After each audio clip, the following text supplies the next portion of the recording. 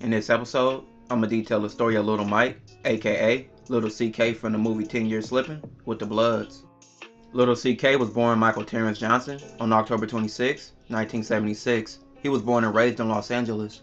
Little Michael grew up in a tough environment, and that led to him getting into the gang life early. And at an early age, he would join the Rollin neighborhood.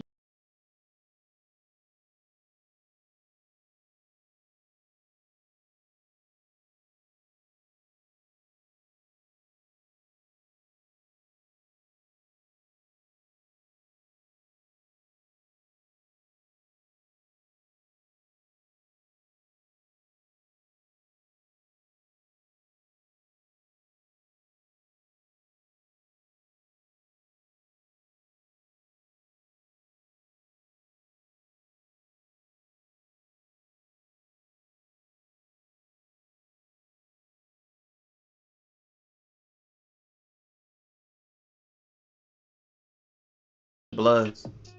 The Rollin 20 Bloods are a blood gang that formed in the 70s and later became one of the biggest and most known blood gangs in LA County. That meant they had a lot of rivals, which included top rivals like the Rollin 30 Crips and also the Rollin 40 Crips. Being a young member of the 20 Bloods, Little Mike, who was later named Little CK, a disrespectful term for Crips, became a well-known member, just being a teenager. Little CK didn't hang out with people his age. He was taken under the wing of the older guys in his neighborhood, and they had a lot of love and respect for him.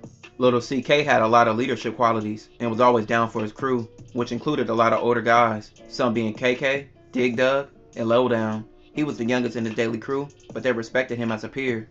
Being down with the Bloods and the older guys came with a lot, but Little CK was mature for his age, and he was ready for everything that came with the streets. It was deeper than just hanging out drinking and smoking and having fun with your friends. CK was involved in a gang war with the Crips. CK didn't have the average life most teens had. Growing up in a war zone like South Central, he was selling drugs, fighting, being shot at by Crips, and doing shooting seeking revenge. And his name being CK was given for a reason. By 16, CK was giving his enemies issues with the pressure him and his gang was applying. But CK would feel the pressure of gangbanging when him and a friend were shot at, leaving them both shot. But they both survived the incident. CK, also known as Lil Mike, shows us where he was shot by some Harlem Crips. Alright, I was on the steps right here, and the dude was shooting from back there. About 4 shots was fired, and then I moved out the way. That's when I knew they were shooting at me, and I ran up these stairs right here, and then my homeboy got hit because he was sitting down. Then I ran about to that step right there, and I got hit. When he was running, he shot one more time right there. That's another one because he ran out that way and hopped in the car. And all the shells was right here from the gun because he shot behind his bush. Boom, boom, boom, boom. Bullet's still in there. You can feel it right there. A 9mm. Being shot didn't change CK's outlook on life. At 16, he was full-fledged in the streets and dedicated to his hood and his homies, so backing out and stepping back wasn't an option. If anything, being shot made him go even harder in the streets. CK had many bad influences around him, especially with being around the older guys he admired and had love for. That's neighborhood Bloods. I'm from West Side 20. They call me CK, man. Well, it stands for Crip Killer. And you know, they come shooting at us, we just go back and shoot at them. Whoever drop. You don't know if you hit them or not. That's all, you just see them ducking and dodging, falling. I know it's a 9 for like a buck. It's When like I was living this. over here, nigga.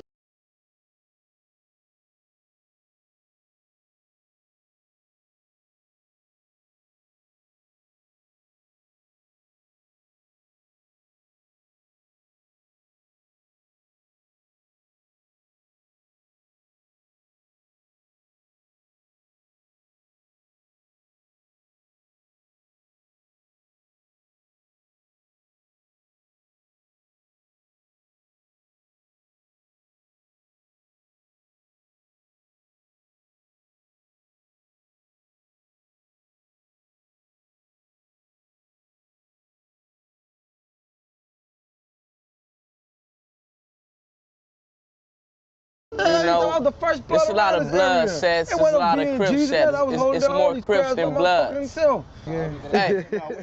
In the early 1990s, Los Angeles was at its deadliest point in history. 1992 would be the deadliest point in Los Angeles, with 2,500 reported killings throughout the county, and also a lot of incidents making major headlines, like the Rodney King incident with the police, and the outcome being the LA riots, and also an eventual gang truce that lasted a short while.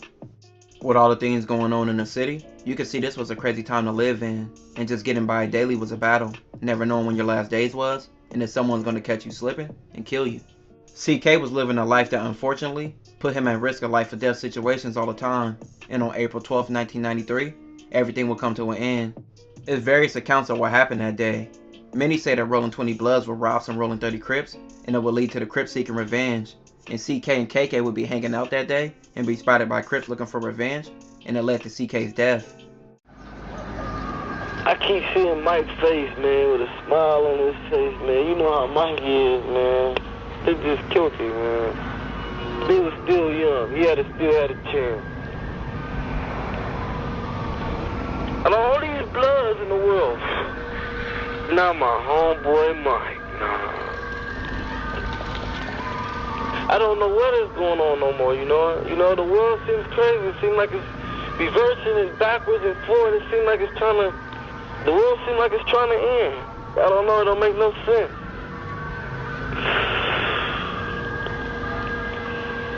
That's Mike. When I lift up his shirt and seen a hole in his stomach, it wasn't no blood coming out. So I knew it was like gonna be like internal bleeding.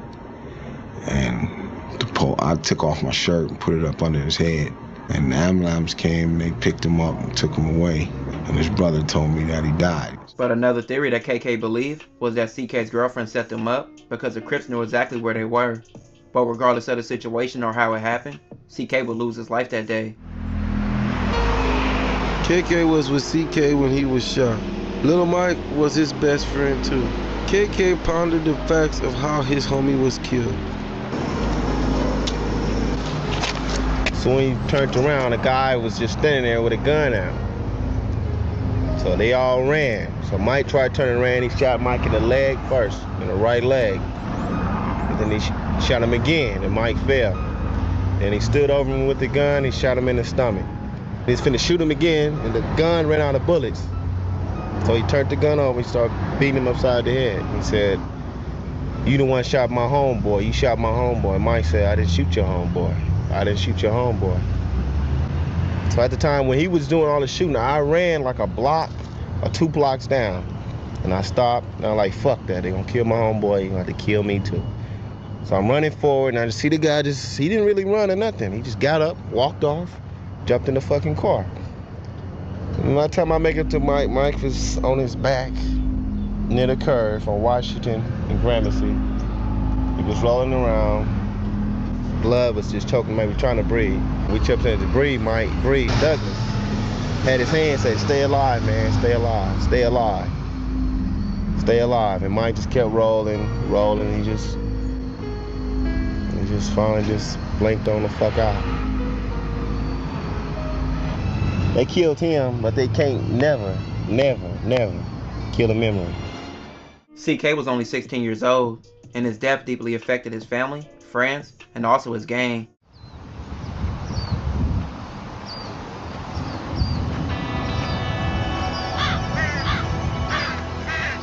It's my dog. Let him know I'm still here for him. When I met little Mike, started as friends, and that friendship built up to love and honesty.